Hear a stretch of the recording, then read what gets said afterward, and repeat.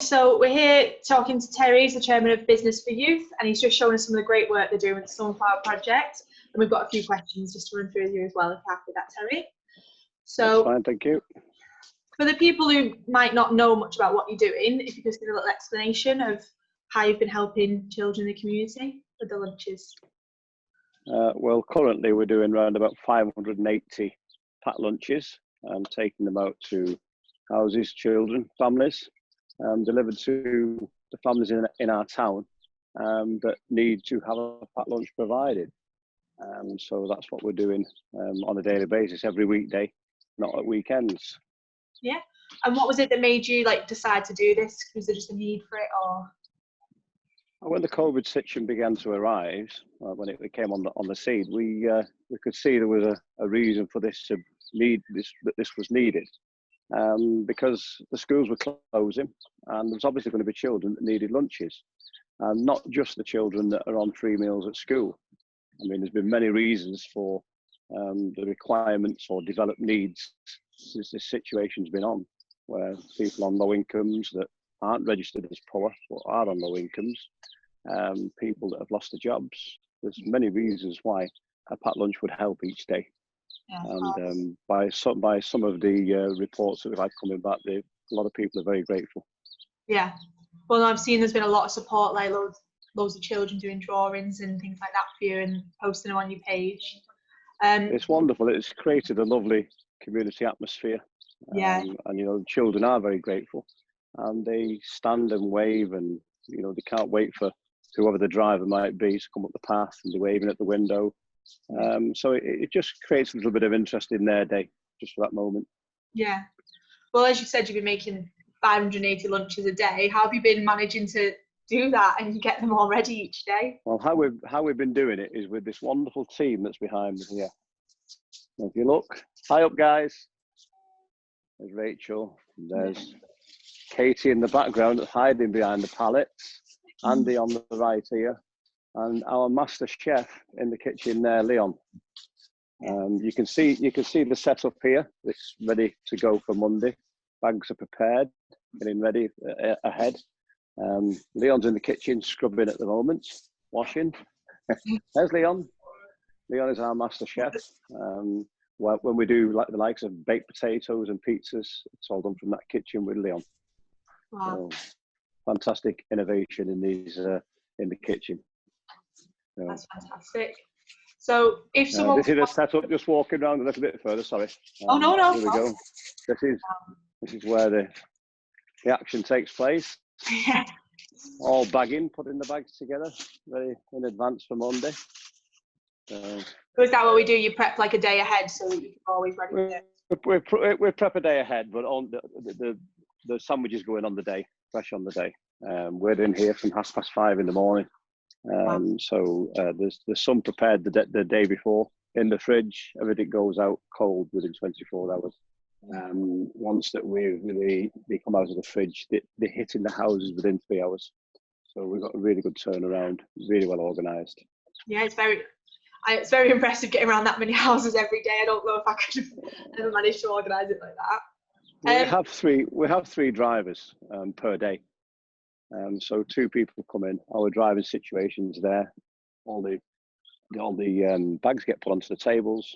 The drivers load them into the cars where my car is there, and then they drive out. So the drivers don't actually come inside or need to come inside because of the social distancing.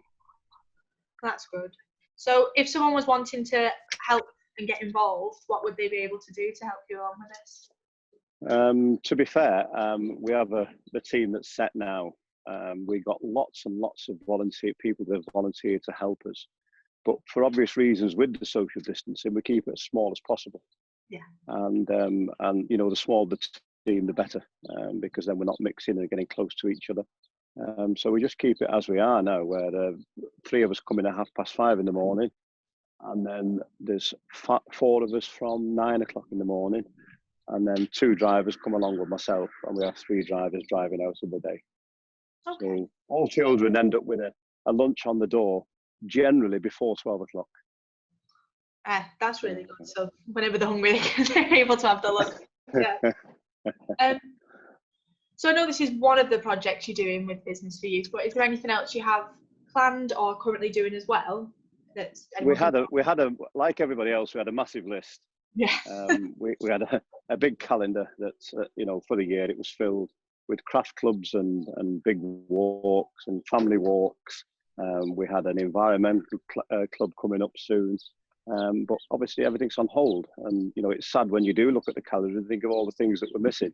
Yeah. But although we're missing the things that we're doing, we feel really proud that we're doing something within the community now to help. So, you know, we feel that, you know, we're playing a good role in the community at the moment. We're really happy. Okay, fantastic. So is there any way for anyone to maybe donate or help the cause in that way? Have you got a page or just a... Yeah, we've had to beg, steal and borrow, and we've tried to get funds wherever we can. You know, there's been a lot, the community has been absolutely fantastic. The town has been superb in supporting us. I mean, when it started off, we was asked, because there was not so many to take round, because we started off with a number of 74, and we was asking for donations, and people were bringing crisps to my house, and they were bringing chocolates, and they were constantly bringing things, you know, to help us get through. Then as it started getting bigger scale, we started needing funds.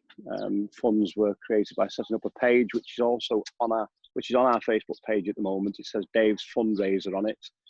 But if you wanted to donate to Business for Youth, you can either go through PayPal, Virgin Money, or this page, which we set up on our Facebook page. But we've managed to get a couple of decent donations, a couple of grants off a couple of companies, which has seen us through. So currently we're all right for a couple of weeks, but it depends how long this is going to go on, and I don't think anybody knows. No, it's definitely, no one knows how long this is definitely going to go on for. Could be a few more months at this rate. yeah. We're, you know, it's dependent on need, and you know, the need is quite great at the moment, and we're working very closely with Newton Primary School as well.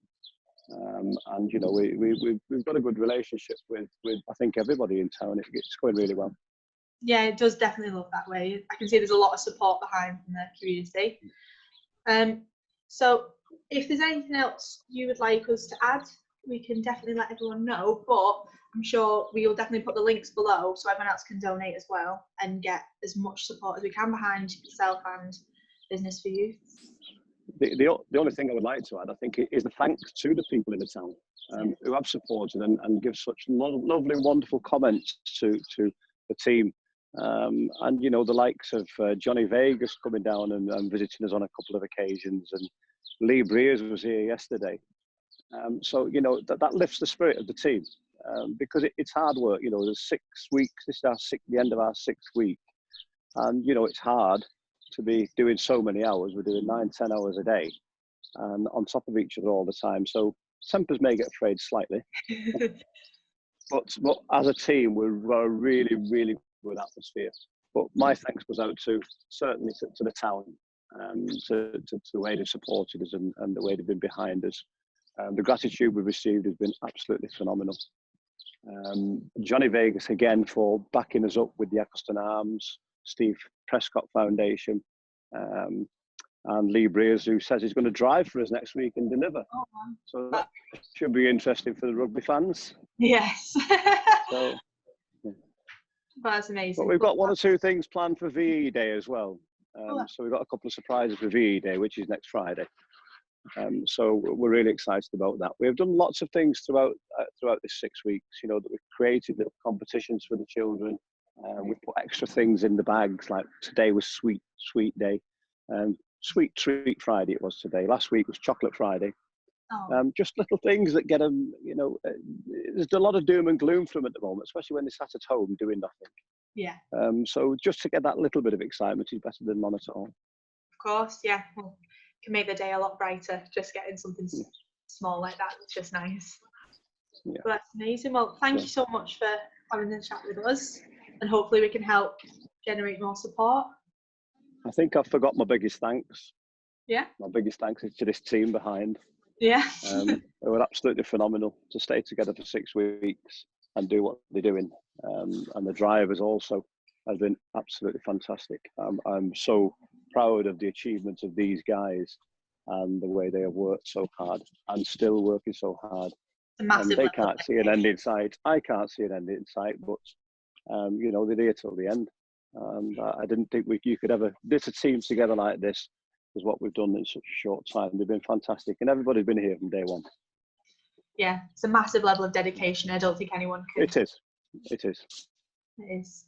So yes, like I say, we're all very thankful, and having nice people like you and your team that are so generous with their time and able to support people the way you do.